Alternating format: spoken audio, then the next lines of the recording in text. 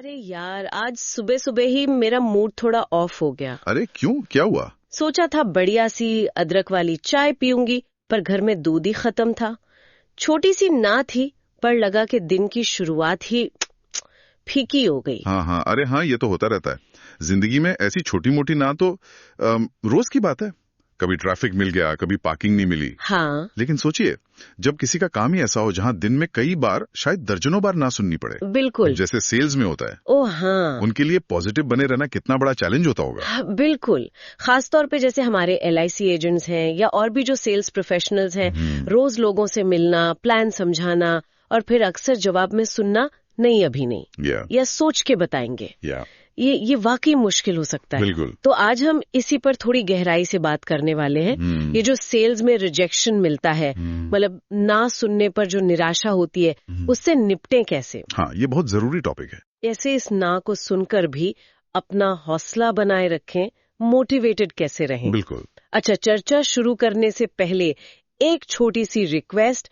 अगर आपको हमारे ये डिस्कशंस, ये जानकारी अच्छी लगती है और आप ऐसे ही टॉपिक्स पर और जानना चाहते हैं, तो प्लीज इस चैनल को सब्सक्राइब जरूर करें। हाँ जी। और इस वीडियो को लाइक करें और हाँ, अपने दोस्तों और परिवार के साथ शेयर करना न भूलें। जरूर। तो सबसे पहली बात शायद यही है कि ये समझें कि सेल्स में ना सुनना नॉर्मल है, इसे पर्सनली न लें। बिल्कुल सही कहा आपने।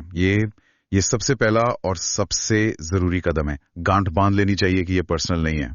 क्लाइंट कई वजहों से मना कर सकता है, जिनका आपसे, मतलब सेल्स पर्सन से, कोई लेना देना ही नहीं है। जैसे क्या वजह हो सकती है? अरे बहुत सारी हो सकता है। उनके पास सच में अभी बजट की कमी हो, या शायद उनकी प्रायोरिटी अभी कुछ और हो, बच्चों की फीस देनी है या घर का डाउन पेमेंट करना है। अच्छा।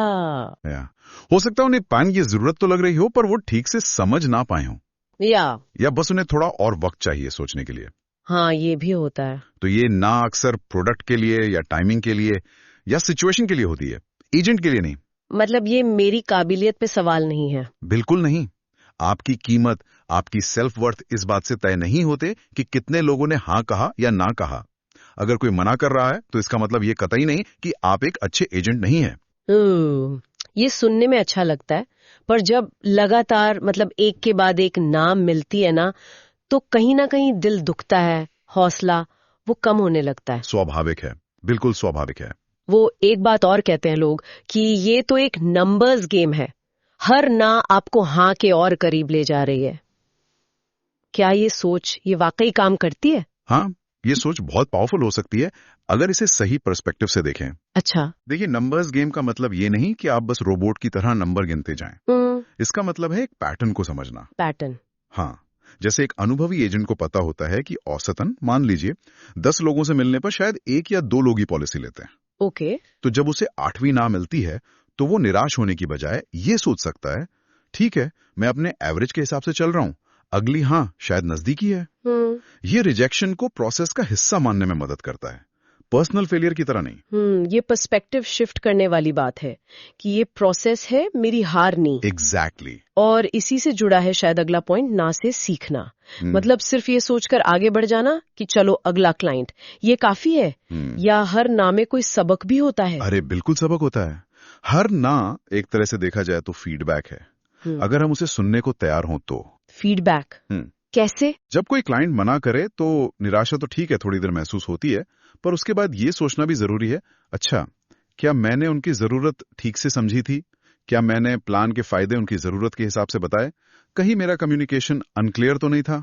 क्या मैंने ट्रस्ट बनाने के लिए सही माहौल बनाया? ये सवाल पूछने चाहिए खुद से। मतलब एक तरह की सेल्फ रिफ्लेक्शन कि अगली बार क्या बेहतर कर सकती हो। बिल्कुल, इसी को कहते हैं लर्निंग माइंडसेट। हर बातचीत, चाहे वो हाँ में बदले या ना में, आपको कुछ ना कुछ सिखाकर जाती है। सही बात है। हो सकता है आपको पता चले कि आपको किसी खास ऑब्जेक्शन को हैंडल करने का तरीका सुधारना है, या शायद अपनी प्रेजेंटेशन स्किल्स पर थोड़ा और काम करना है। ये सोच आपको नेगेटिव होने से बचाती है और लगातार बेहतर बनने में मदद करती है। और ये स्किल तो सिर्फ सेल्स में ही नहीं, मुझे लगता है लाइफ में कहीं भी काम आ सकती है। हाँ, ये तो है। लेकिन ये लर्निंग माइंडसेट रखना और रिजेक्शन को दिल पे न लेना, कहना आसान है, करना मुश्किल।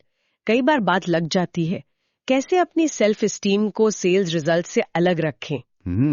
ये बहुत बहुत जरूरी सवाल है। देखिए, सेल्फ एस्टीम यानी हमारा आत्मसम्मान, वो अंदर से आना चाहिए। बाहरी नतीजों पर डिपेंड नहीं करना चाहिए। अच्छा। सेल्स रिजल्ट्स तो ऊपर नीचे होते रहते हैं, ये तो बिजनेस का नेचर है। अपनी कीमत को इनसे जोड़ना ठीक नहीं। तो फिर कैसे जोड़ें, मतलब कहाँ से लाएं वो अंदरूनी मजबूती? अपने काम के मकसद पर फोकस करके, वाया पर। आप ये काम क्यों कर रहे हैं? मतलब? एक LIC एजेंट सिर्फ पॉलिसी नहीं बेच रहा, वो क्या कर रहा है? वो परिवारों को फाइनेंशियल सिक्योरिटी दे रहा है, मुश्किल वक्त में एक सहारा बनने में मदद कर रहा है ना? हाँ, ये बात तो है। जब इस बड़े मकसद पर, इस वाय पर आपका यकीन पक्का होता है ना, तो फिर एक दो ना से आपका आत्मसम्मान डगमगाता नहीं है। आपको पता होता है कि आप कुछ अच्छा, कुछ जरूरी काम कर रहे हैं। ये अच्छा पॉइंट है। अपने क्यों को याद रखना और शायद प्रैक्टिकल उम्मीदें रखना भी मदद करता होगा। मतलब ये मानकर चलना कि हर मीटिंग सेल में कन्वर्ट नहीं होगी। अरे बिल्कुल, 100%। अगर कोई ये सोचकर चलेगा कि मैं जिस भी दरवाजे पर दस्तक दूंगा मेरा स्वागत होगा और हर मीटिंग में डील पक्की हो जाएगी, तब तो पक्का निराशा हाथ लगेगी। हाँ, वो तो है। रियलिस्टिक एक्सपेक्टेशंस रखने से डिसअपॉइंटमेंट का लेवल कम हो जाता है। फोकस इस पर होना चाहिए कि हर मीटिंग में मैंने अपना बेस्ट दिया या नहीं। क्या मैंने एक अच्छा रिलेशनशिप बनाने की कोशिश की, ट्रस्ट कायम करने पर काम किया? हो सकता है वो क्लाइंट आज ना ले, पर 6 महीने बाद आपकी प्रेजेंटेशन या आपके व्यवहार से इंप्रेस होकर आपको खुद कॉल करें या किसी और को रेफर कर दें। हाँ, ये रेफरल्स वाली बात, ये छोटी सफलताएं भी तो मायने रखती हैं ना? बिल्कुल मायने रखती हैं। इन्हें सेलिब्रेट करना चाहिए। सेलिब्रेट छोटी छोटी बातों को भी? हाँ, क्यों नहीं। मान लीजिए किसी ने रेफरल दे दिया, या कोई फॉलो अप मीटिंग के लिए मान गया, या किसी ने आपके प्लान को ध्यान से सुना और अच्छे सवाल पूछे, भले ही मना कर दिया हो। ये सब प्रोग्रेस है। अच्छा। इन छोटी जीतों को एक्नॉलेज करना, इन्हें सेलिब्रेट करना, ये फ्यूल का काम करता है। ये दिखाता है कि आप सही रास्ते पर हैं, आपकी मेहनत बेकार नहीं जा रही। इससे मोटिवेशन बना रहता है। मोटिवेशन, हाँ, ये बहुत जरूरी है। और इसी से जुड़ा है अगला पॉइंट, परसिस्टेंस। लगे रहना, हार ना मानना। कहते हैं टॉप एजेंट्स की यही निशानी होती है। बिल्कुल। पर इसमें एक डर भी रहता है। ये परसिस्टेंस और किसी को परेशान करने के बीच एक पतली सी लाइन है, उसे कैसे मैनेज करें? आपने बहुत अच्छा पॉइंट उठाया। परसिस्टेंस का मतलब पीछे पड़ जाना या इरिटेट करना बिल्कुल नहीं है। हाँ। इसका मतलब है सही समय पर सही तरीके से फॉलो अप करना। जिन्होंने आज मना किया है, हो सकता है उनकी जरूरतें या हालात कुछ महीनों में बदल जाएं। हो सकता है। और एक सिस्टम बनाना जरूरी है। क्लाइंट से ही पूछने, क्या मैं आपसे 3 या 6 महीने बाद दोबारा बात कर सकता हूं? उनके जवाब का सम्मान करें। अगर वो कहते हैं नहीं, बिल्कुल नहीं, तो उसे ग्रेसफुली एक्सेप्ट करें। और अगर वो कहें हाँ, देख लेंगे, तो अपने कैलेंडर में रिमाइंडर लगाएं। और जब फॉलो अप करें तो पिछली बातचीत का रेफरेंस दें और हमेशा कुछ वैल्यू ऐड करने की कोशिश करें, सिर्फ बेचने की नहीं। शायद कोई नई जानकारी या कोई रेलेवेंट आर्टिकल। समझ गई। मतलब परसिस्टेंस, इरिटेशन नहीं। Right, polite persistence. लेकिन इस तरह लगातार लगे रहने के लिए रोज खुद को तैयार करना, वो अंदरूनी मोटिवेशन कैसे बनाए रखें, खासकर तब जब पिछला दिन अच्छा ना गया हो, कई ना मिली हो? डेली मोटिवेशन ये एक मसल की तरह है, इसे रोज ट्रेन करना पड़ता है। अच्छा, कैसे? सुबह की शुरुआत पॉजिटिव सोच से करें। कुछ एफर्मेशंस दोहरा सकते हैं, जैसे खुद को याद दिलाएं, मैं लोगों की मदद करने के लिए यहां हूं, या हर बातचीत मुझे कुछ सिखा रही है। अपने काम के पॉजिटिव इम्पैक्ट के बारे में सोचें कि आपकी वजह से किसी परिवार का भविष्य सुरक्षित हो सकता है। ये सोच ही बहुत मोटिवेशन देती है। और आसपास के लोग, उनका कितना असर पड़ता है? ओह, बहुत ज्यादा। पॉजिटिव और सपोर्टिव लोगों के साथ रहें। ऐसे साथी एजेंट्स या मेंटर्स जो खुद पॉजिटिव हों और आपको एनकरेज करें। हाँ, ये जरूरी है। नेगेटिव या हमेशा शिकायत करने वाले लोगों से थोड़ी दूरी बनाना बेहतर है। उनकी नेगेटिविटी आपको भी नीचे खींच सकती है। सही बात।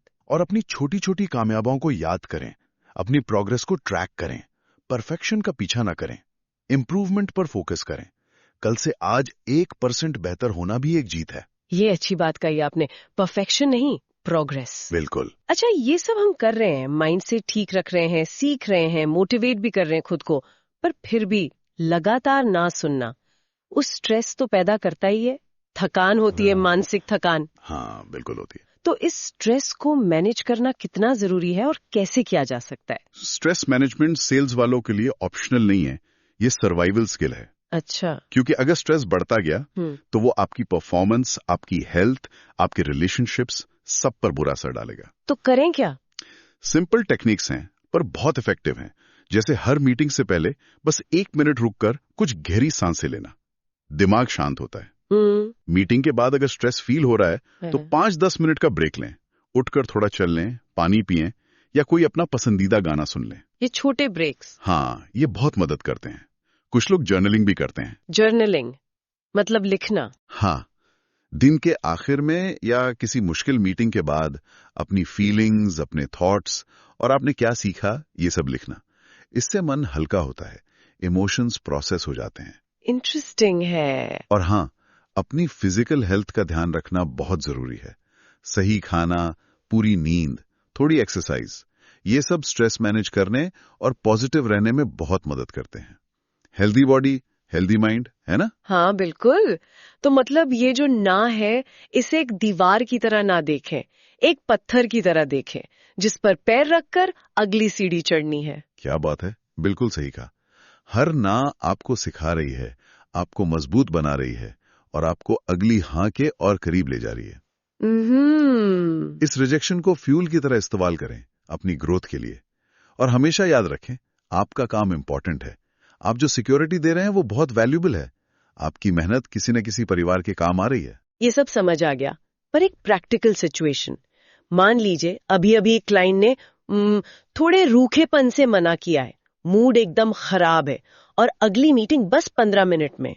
उस वक्त तुरंत कैसे संभलें, बाउंस बैक कैसे करें ताकि पिछली मीटिंग का असर अगली पर ना पड़े? हाँ, ये क्विक बाउंस बैक एबिलिटी बहुत जरूरी है सेल्स में। हाँ, कुछ प्रैक्टिकल तरीके हैं। पहला, जैसा हमने कहा, एक क्विक रीसेट बटन दबाएं, 5 मिनट का ब्रेक, पानी पिएं, थोड़ा चलें फिरें या बस आंखें बंद करके 10-12 गहरी सांसें लें। कॉन्शियसली पिछली बातचीत को दिमाग से निकालें। Okay, reset. दूसरा, पॉजिटिव विजुअलाइजेशन। अगली मीटिंग से ठीक पहले 1 मिनट के लिए आंखें बंद करके सोचें कि वो मीटिंग बहुत अच्छी जा रही है, क्लाइंट ध्यान से सुन रहा है, आप कॉन्फिडेंट हैं और बात बन रही है। ये आपका माइंडसेट तुरंत शिफ्ट कर सकता है। अच्छा, ये विजुअलाइजेशन वाला आइडिया अच्छा है। हाँ, ये काम करता है। और तीसरा, अगर मुमकिन हो तो अपने किसी भरोसेमंद साथी एजेंट से एक क्विक कॉल पर बात कर लें। बात करने से क्या होगा? कई बार सिर्फ अपनी फ्रस्ट्रेशन किसी से शेयर कर लेने से ही बोझ हल्का हो जाता है। और ये जानना कि दूसरे भी ऐसे ही चैलेंजेस फेस करते हैं, हिम्मत देता है। वो एहसास कि मैं अकेला नहीं हूं, ये बहुत पावरफुल होता है। सही कहा, पीयर सपोर्ट। बिल्कुल। बहुत बढ़िया। तो अगर इस पूरी बातचीत का सार निकालना हो, कुछ की टेकअवेज जो हमें याद रखने चाहिए, वो क्या होंगे? हाँ बिल्कुल, देखिए, मुख्य सार ये है। पहला, सेल्स में रिजेक्शन मिलेगा ही मिलेगा, ये सच्चाई है, इसे एक्सेप्ट करें। दूसरा, रिजेक्शन पर आपका रिएक्शन आपकी चॉइस है। नेगेटिव होना चुनते हैं या पॉजिटिव रहना, ये आप पर है। ओके। तीसरा, अपनी सोच बदलें। ना को पर्सनल अटैक समझने की बजाय उसे सीखने का, फीडबैक का मौका समझें। Right, learning mindset. चौथा, अपने काम के मकसद पर, अपने वाय पर फोकस करें। आप लोगों की मदद कर रहे हैं, ये आपको मोटिवेट रखेगा। पांचवा, छोटी जीतों को सेलिब्रेट करें, प्रैक्टिकल उम्मीदें रखें। और छठा, सबसे जरूरी, परसिस्टेंस दिखाएं, लगे रहें, हार ना माने। रेजिलियंस और परसिस्टेंस, यही सफलता की कुंजी है। वाह, बहुत अच्छे से समराइज किया आपने।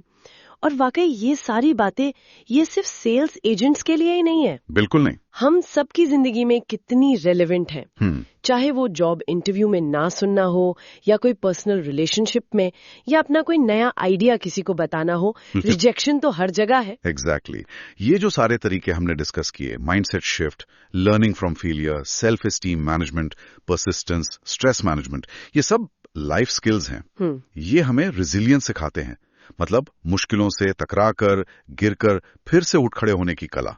और ये कला जिसे आ गई, वो किसी भी फील्ड में, जिंदगी के किसी भी मोड़ पर कामयाब हो सकता है। बिल्कुल सही कहा, रेजिलियंस। हाँ। तो चलिए जाते जाते एक सवाल सबके सोचने के लिए छोड़ जाते हैं। सेल्स के अलावा जीवन के और किन क्षेत्रों में ना सुनने पर ये तरीके अपनाए जा सकते हैं और कैसे? अच्छा सवाल है, सोचने लायक। इस बारे में आपके क्या विचार हैं? आपको क्या लगता है? नीचे कमेंट सेक्शन में हमारे साथ जरूर शेयर कीजिएगा। हमें आपके अनुभव और आपकी सोच जानने का इंतजार रहेगा। जरूर शेयर कीजिएगा। और हाँ, क्योंकि आप यहाँ तक आ ही गए हैं, तो प्लीज जाने से पहले चैनल को सब्सक्राइब करना ना भूलें, ताकि आपको भविष्य में भी ऐसे ही यूजफुल और इन्फॉर्मेटिव डिस्कशंस के नोटिफिकेशंस मिलते रहें। हाँ प्लीज। देखने के लिए और हमारे साथ जुड़ने के लिए बहुत बहुत धन्यवाद। धन्यवाद।